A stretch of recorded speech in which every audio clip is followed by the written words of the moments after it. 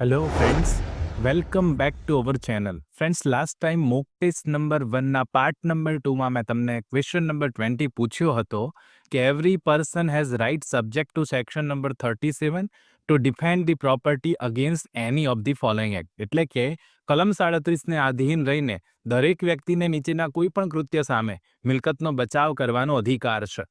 Theft, robbery, mischief, trespass, attempt to commit theft, robbery, mischief, trespass, theft, robbery, mischief, trespass કે પછી cheating કે both A and બી. તો friends, અહીંયા question number 20માં આપ સૌને મેં કહ્યું હતું કે કોમેન્ટ કરીને જરૂરથી જવાબ આપજો, અને આપ સૌએ કોમેન્ટ કરીને બિલકુલ સાચો જવાબ આપ્યો છે.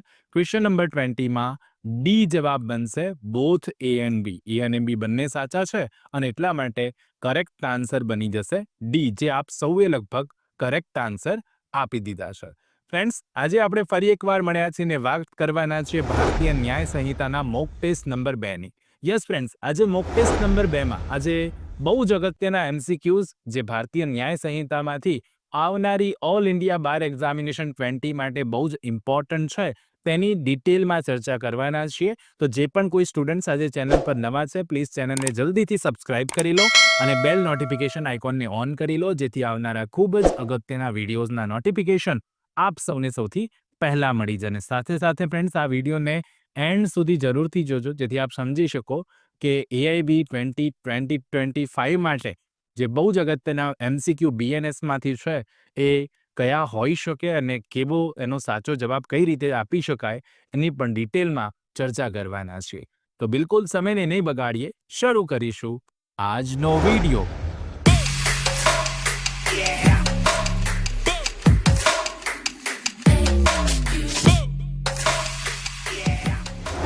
પ્રશ્ન નંબર 1 છે, whoever being under sentence of imprisonment for life commits murder shall be punished with. જે વ્યક્તિ આજીવન કેદની સજા પામેલો હોય અને આવી વ્યક્તિ જો ખૂન કરે તો તેને કઈ સજા થાય?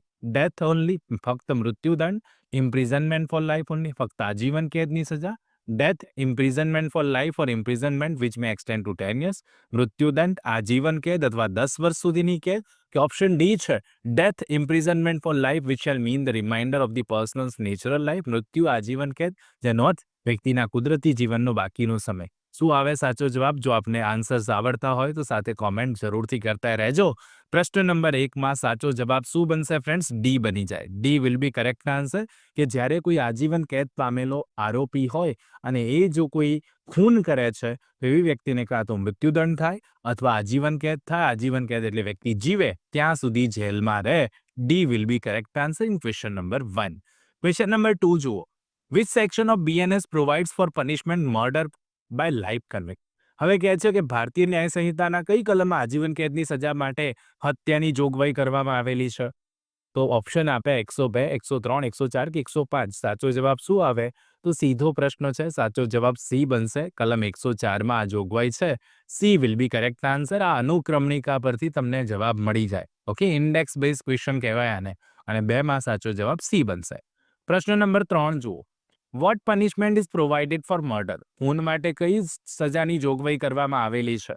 ફક્ત મૃત્યુ, મૃત્યુદંડ અથવા આજીવન કેદ અને દંડ, મૃત્યુદંડ અથવા આજીવન કેદ અથવા 10 વર્ષની કેદ અને દંડ, મૃત્યુદંડ અથવા આજીવન કેદ અથવા 14 વર્ષ સુધીની કેદ. શું આવે સાચો જવાબ? તો ખૂન માટેની સજાની જોગવાઈ છે તો એ સ્પષ્ટ છે કે ત્યાં મૃત્યુદંડ છે અથવા આજીવન કેદ અથવા અને દંડ છે, અને એટલા માટે પ્રશ્ન નંબર 3માં સાચો જવાબ બી બની જશે. What will be correct answer? તો કે છે બી સાચો જવાબ બનશે.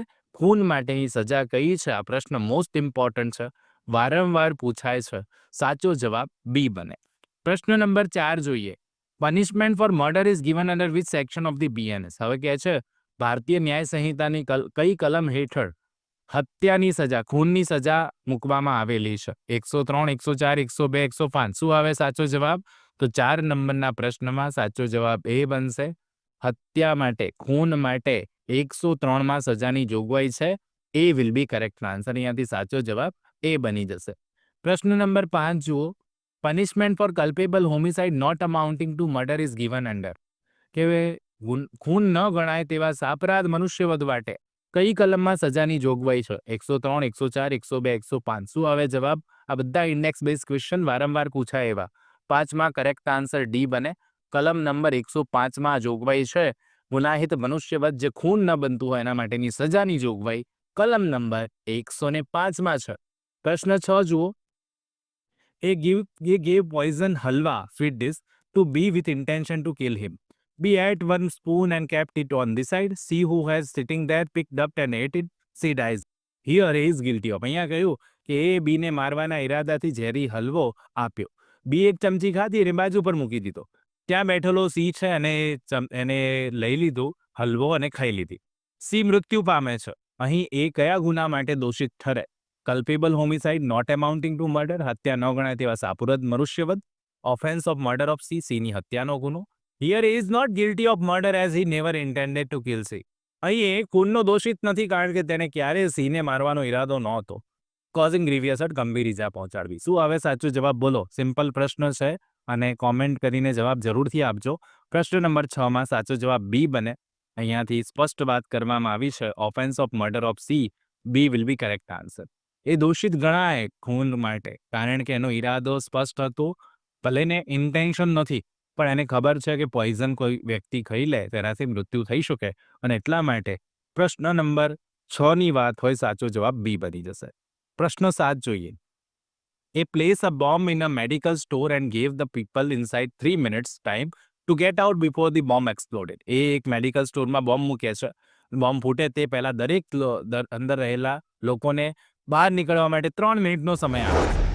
સનદ માટેની પરીક્ષા એટલે ઓલ ઇન્ડિયા બાર એક્ઝામિનેશન માટે પુનહલ લો હાઉસ દ્વારા બેરેક્સનો નવો સેટ બહાર પાડવામાં આવેલ છે. તમામ બેરેક્સ બાર કાઉન્સિલ ઓફ ઇન્ડિયાની ગાઈડલાઇન્સ મુજબના હોવાથી પરીક્ષા ખંડમાં સાથે રાખી શકાશે અને તમામ બેરેક્સ ગુજરાતી તથા અંગ્રેજી એક સાથે એટલે દ્વિભાષી સ્વરૂપે આવશે. આ સેટમાં આપને બેરેક્સ ઉપરાંત પ્રીવિયસ પેપર સોલ્યુશનની બુક પણ સાથે મળશે. ભવિષ્યમાં વકીલાતમાં તથા સિવિલ જજની પરીક્ષામાં પણ આ જ બુક્સ ખૂબ જ ઉપયોગમાં આવશે. બેરેક્સ કોમ્બો સેટમાં તેમજ છૂટક પણ મળી શકશે તથા વ્યાજબી ડિસ્કાઉન્ટ સાથે ફ્રી હોમ ડિલિવરી પણ કરી આપવામાં આવશે. વધુ માહિતી કે ઓર્ડર કરવા માટે સંપર્ક કરો પુનહલ લો હાઉસ 9825986757 www.punhalllawhouse.com. હવે બી એક સંધિવાનો દર્દી હતો જે ભાગી શક્યો નહીં અને તેનું મૃત્યુ થઈ ગયું. એ કયા ગુના માટે જવાબદાર છે? મર્ડર એટલે કે ખૂન, કલ્પેબલ હોમિસાઇડ અપરાધ મનુષ્યવધ, કોઝિંગ ડેથ બાય નેગ્લિજન્સ બેદરકારીથી મૃત્યુ નિપજાવવું કે નન ઓફ ધી અબોવ. શું આવે સાચો જવાબ? તો 7 નંબરના પ્રશ્નમાં અહીંયા જે વાત કરવામાં આવી છે પ્રમાણે આ એક ખૂન જ ગણાય. તમે કોઈને બોમ્બ મૂકીને આવો સમય આપો, કોઈ ન પણ બહાર નીકળી શકે તો આ સીધી વાત છે કે આ ખૂન માટે જવાબદાર ગણાય અને એટલા માટે આ મર્ડર છે.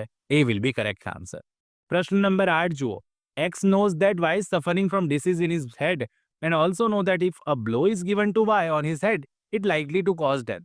X જાણે છે કે Y તેના માથામાં રોગથી પીડાઈ રહ્યો છે અને એ એવું પણ જાણે છે કે Y ને માથા પર એક જ સામાન્ય ફટકો મારવામાં આવશે ને તો પણ એની મૃત્યુ થવાની શક્યતા છે. X Y ને તેના માથા પર મુક્કો મારી દે છે. Y પરિણામે મૃત્યુ પામે છે. હવે X એ કયો ગુનો ગણાય અને X કયા ગુના માટે દોષિત સાબિત થશે?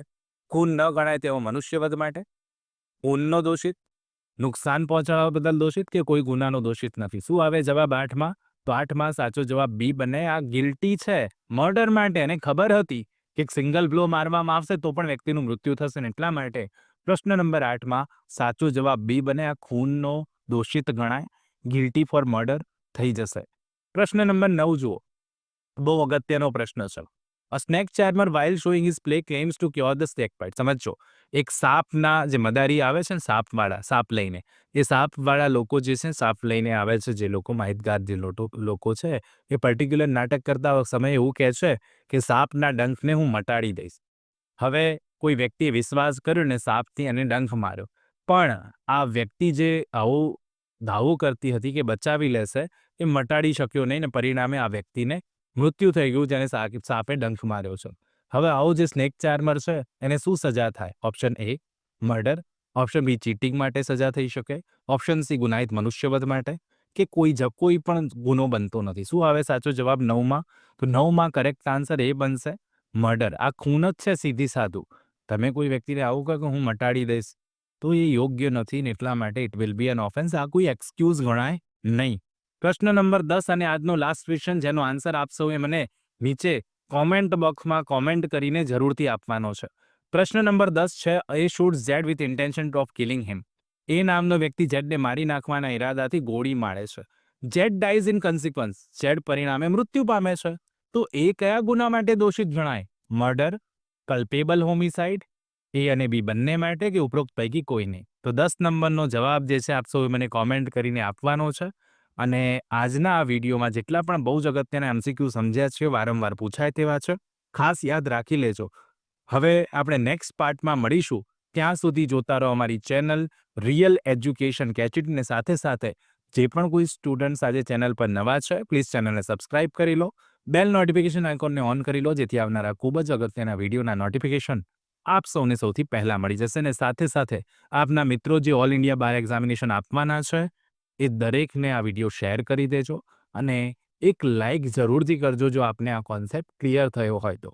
જેટલી વધારે કોમેન્ટ, જેટલું વધારે લાઇક કરેલું હશે, એટલી જ જલ્દી નેક્સ્ટ પાર્ટ પણ આવી જશે.